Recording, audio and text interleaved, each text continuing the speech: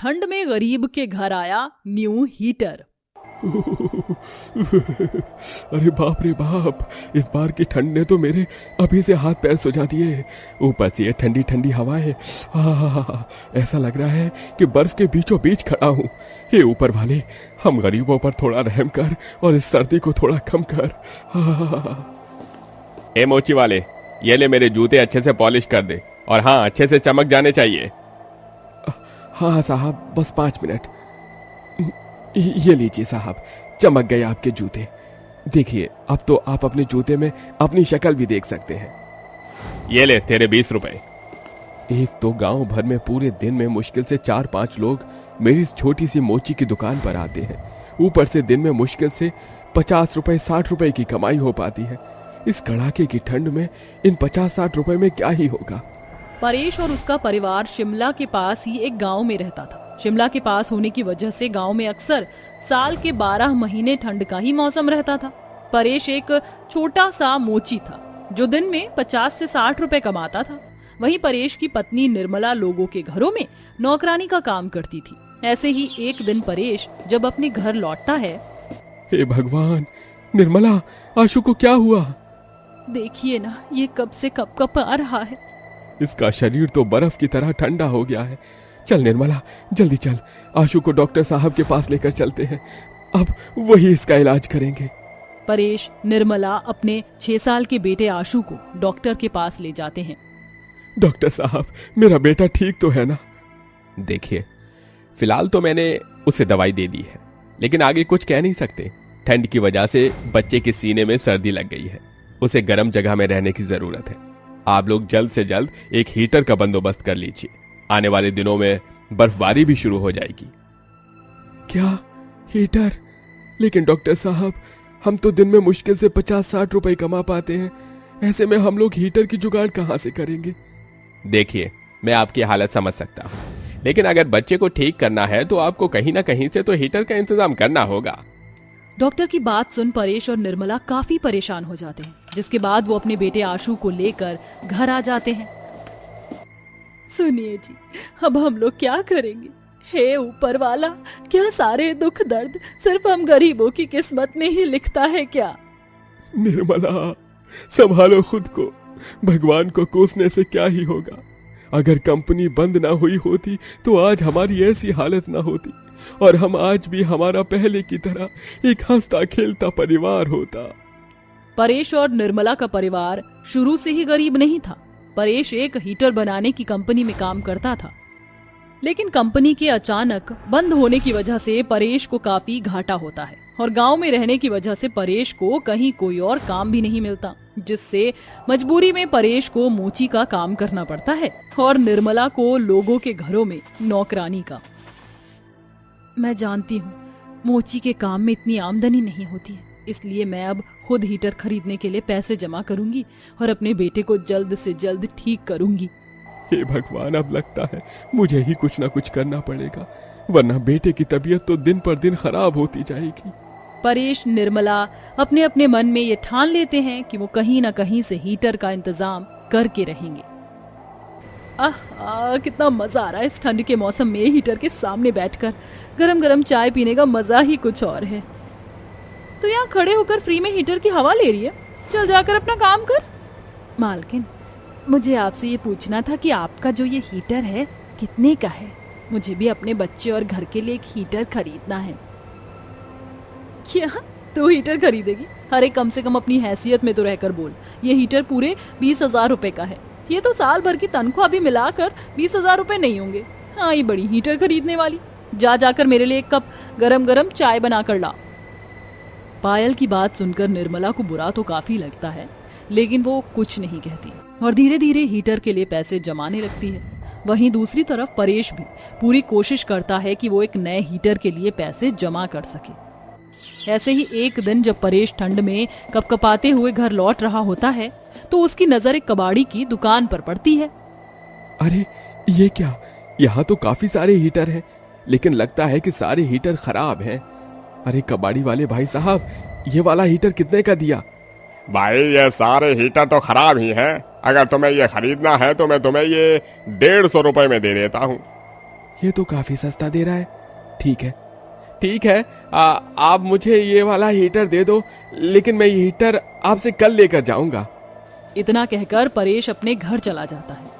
अगले दिन होते ही परेश उस कबाड़ी वाले से वो पुराना हीटर खरीद लेता है और पूरा दिन लगाकर उस हीटर को ठीक करता है। रात होते ही परेश अपने घर पहुंचता है। लगता है अब कुछ दिनों में ही बर्फ गिरने वाली है। ये ठंडी हवाएं भी काफी बढ़ती जा रही हैं। देखिए ना, आज फिर आशु की तबीयत खराब हो गई। बर्फ भी कुछ दिनों में गिरने वाली है। ऐसे में हम क्या करें? लकड़ियां भी काफी महंगी हो गई हैं। मुझे तो डर है कि हमारे आशु को कुछ हो ना जाए।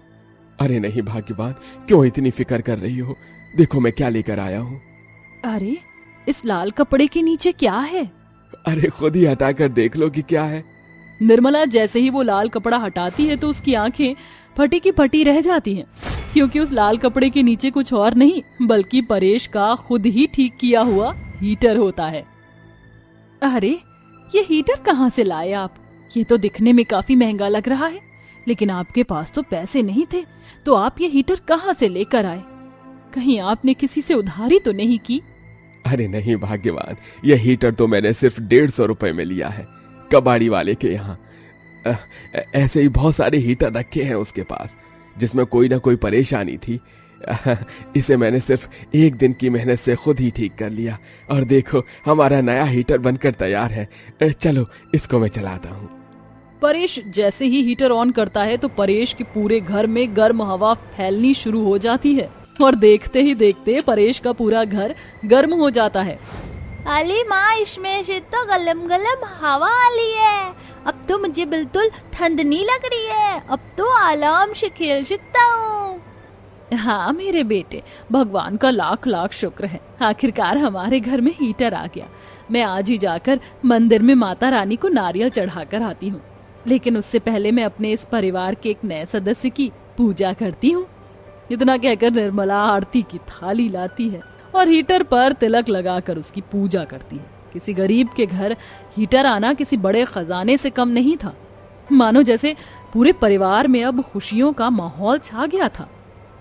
अरे आप ऐसे यहाँ खड़े खड़े क्या सोच रहे हैं?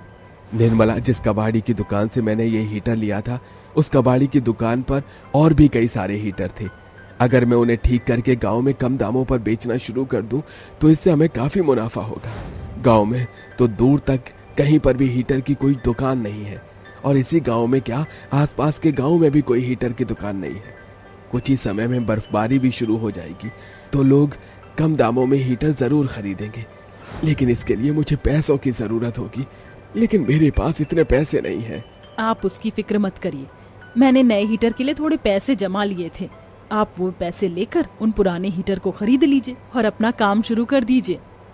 परेश निर्मला के दिए पैसों से पुराने हीटर को खरीदता है और उन्हें पूरी तरह से ठीक कर देता है, जिससे अब गांव के काफी लोग परेश के पास कम कीमतों में हीटर खरीदना शुरू करते हैं। अरे परेश भाई साहब, आप तो बहुत कम कीमतों में हीटर बेचते हो। इससे हम गरीबों के लिए हीटर खरीदना कितना आसान हो जाता है। भगवान आपका भला करे। हाँ भाई साहब, भगवान आपके काम में और तरक्की दे। हाँ भाई साहब, भगवान आपके काम में और तरक्की दे। अपनी मेहनत और दुआ की वजह से परेश अपने गांव के साथ बाकी के कई गांव में भी हीटर की दुकान खोल लेता है, जिससे साल भर पड़ रही कड़ाके की ठंड से गरीबों को काफी राहत मिलती है और इससे परेश को भी काफी मुनाफा होता है। गरीब काली दर्जी बहन का जादुई ब्राइडल लहंगा। बस माँ, मेरा पेट भर गया, अब और नहीं खाऊंगी। एक आखिरी निवाला खा ले मेरी लाडो रानी। अपनी माँ को दिव्या को प्यार से खाना खिलाते देखकर आशा की आंखों में आंसू आ जाते हैं। तभी सुधा चिल्लाती है, अरे ओ एरोटा, हम दोनों माँ बेटी को घूर घूर के क्यों देख रही है? नजर लगाएगी क्या? और इस सिलाई मशीन क्यों रोक दी? चल जल्दी जल्दी हाथ चला, आज तुझे एक रोटी भी नहीं दूंगी। आखिर क्यों माँ होकर सुधा अपनी बेटी पर इस तरह से जुल्म ढा रही है? असल में सुधा आशा की सौतेली माँ है। मोहन और ममता बहुत खुश थे, मगर आशा को जन्म देते वक्त ममता की मौत के बाद मोहन ने ममता की छोटी बहन सुधा से शादी की, मगर आशा के काले रंग के चलते सुधा ने उसे कभी नहीं अपनाया। कुछ दिन बाद उसकी अपनी बेटी दिव्या हुई, जो कि बहुत गोरी और सुंदर थी। देखो जी, मेरी बेटी कितनी गोरी और सुंदर है, हमें इसकी शादी में दहेज नहीं देना पड़ेगा। तभी 6 साल की आशा कहती है, मुझे भी मेरी बहन को गोद में दो ना, मैं भी इसे खिलाना चाहती हूँ। तभी सुधा आशा को धक्का देके कहती है, चल भाग यहाँ से, काली कलूटी बैंगन लूटी, खबरदार जो मेरी बेटी को हाथ लगाया तो तेरा हाथ तोड़ दूंगी। माँ ने मुझे मारा। चुप हो जा मेरी बच्ची। अपनी जिस बेटी के लिए मोहन ने सुधा से दूसरी शादी की, उसके साथ ऐसा फर्क देखकर वह जी ना पाया और अपने गलत फैसले का बोझ लिए इस दुनिया से चला गया। आशा अपनी सौतेली माँ और गोरी बहन के अत्याचार सहकर और गालियां खाकर बड़ी हो गई और सरकारी सिलाई सेंटर में उसने सिलाई सीख ली, जिसके बाद से सुधा ने घर का खर्चा चलाने की जिम्मेदारी अपनी काली दर्जी बेटी पर डाल दी। इतने में रोमा आती है। आशा, मेरा शरारा सूट सिल गया क्या? जी हाँ रोमा जी, मैंने आपका शरारा सूट सिलकर तैयार कर दिया है, फिर भी एक बार आप फिटिंग देख लीजिए। आशा, तुम्हारे सिले कपड़े पर तो मुझे आंख बंद करके भरोसा है। तुम्हारे हाथों में सिलाई का गजब का हुनर है, एकदम पक्की सिलाई, परफेक्ट फिनिशिंग। मैं तो कहती हूँ तुम ये दर्जी का काम छोड़कर टेलर की दुकान क्यों नहीं खोल लेती। ये सुनकर सुधा चिढ़कर मन में कहती है, ये कमीनी रोमा तो हम माँ बेटी के पेट पर लात मारने पर तुली है। मेरी इस काली कलूटी बैंगन लूटी दर्जी बेटी के कमाई पर ही तो हम मुफ्त की रोटियां तोड़ रहे हैं। खैर ये लो 5,000 रुपए, अगला पिछला हिसाब पूरा हुआ। जी शुक्रिया रोमा जी। रोमा के जाते ही सुधा अपनी गरीब दर्जी बेटी के हाथों से पैसे छीन लेती है। ला दे कल्लो, बस ऐसे ही अपना ये 2 कौड़ी का दर्जी का धंधा चलाती रहे, बाकी तुझसे पैसे छीनना मेरा काम है। माँ, ये कड़क कड़क नोट देखकर मेरा तो शॉपिंग करने का मन कर रहा है। मेरी सारी क्रीम और मेकअप खत्म हो गया है। चलो आज अपनी कल्लो दर्जी बहन की कमाई के पैसे में खर्च करूंगी। माँ दिव्या, ये मेरे पैसे हैं, आप दोनों हर बार मुझसे मेरे पैसे छीन लेती हो। माँ, मेरे सारे के सारे सूट एकदम फट गए हैं, अब पहनने को कुछ भी नहीं बचा है। थोड़े पैसे मुझे भी दे दो ताकि मैं थान का कपड़ा लेकर ही सूट सिल लूं। क्यों री मेरी काली बहन, नया सूट पहनकर क्या तू हूर की परी बन जाएगी? दिव्या माँ, जिंदगी भर आप दोनों को कमा कर खिलाने के लिए मैं मायके में ही तो नहीं बैठी रहूंगी। आप दोनों खुद तो कुछ करती नहीं है। इस पर दोनों माँ बेटी बेचारी उस गरीब दर्जी पर अत्याचार करने लगती हैं। माँ दिव्या, मेरे बाल छोड़ दो। क्यों री कल मुंह ही करम जली, इस 2 कौड़ी की दर्जी के काम से 2 पैसे क्या कमाने लगी है? तेरी बड़ी जुबान निकलने लगी है। माफ कर दो माँ, गलती हो गई, छोड़ दो। सुधा उस बेचारी के बाल झटक देती है। आइंदा अगर जुबान लड़ाई ना, इसी सिलाई मशीन से तेरा मुंह सिल दूंगी। अपनी सौतेली माँ और बहन के अत्याचार सहकर गरीब दर्जी आशा की जिंदगी बीतती है। थोड़े दिन बाद दोनों की शादी लग जाती है। जहां दिव्या का गोरा रंग देखकर उसकी शादी एक अच्छे पैसे वाले घर में लगती है, वहीं आशा का गरीब घर में, जिसके बाद सुधा अपने चुरा कर रखे हुए पैसे अपनी गोरी बेटी की शादी में लगाती है और उसे शादी के लिए बहुत ही महंगा लहंगा खरीद कर देती है, जिसे देखकर दिव्या आशा को चिढ़ाती है। देख देख मेरी काली बहन, मेरा ब्राइडल लहंगा कितना सुंदर है, इसे पहनकर मैं शादी में बहुत सुंदर लगूंगी। जस्ट लुकिंग लाइक अ वाव। माँ, तुमने मेरी शादी के लिए लहंगा नहीं खरीदा? हाँ, अरे ओ एरोटा, तूने अपनी शक्ल देखी है? जा जाकर सड़क पर भीख मांगकर खरीद ले लहंगा। अब शादी की तैयारी शुरू हो जाती है। सुधा बड़ी ही खुशी से अपनी गोरी बेटी को हल्दी मेहंदी लगाती है। आज तो मैं अपनी गोरी बेटी को रज रज के हल्दी लगाऊंगी ताकि उसका रंग एकदम निखर जाए, जिसे देखकर मेरी ये गरीब काली दर्जी बेटी जलकर खाक हो जाए। आशा रोते हुए अपनी माँ के बक्से से उसकी तस्वीर निकालकर रोती है। कल आपकी गरीब दर्जी बेटी की शादी होने जा रही है माँ, मगर मेरे पास एक ब्राइडल लहंगा भी नहीं। तभी उसे बक्से में अपनी माँ की शादी की साड़ी रखी दिखती है। शायद ये माँ की शादी की साड़ी है, मैं इसी से लहंगा बनाऊंगी, मेरी भी शादी जोड़े में होगी। बेचारी वह गरीब दर्जी बहन रोते हुए अपने आंसू पोंछकर रात भर लगाकर ब्राइडल लहंगा सीती है। जैसे ही ब्राइडल लहंगा सिलकर तैयार होता है, वह चमक से भर जाता है।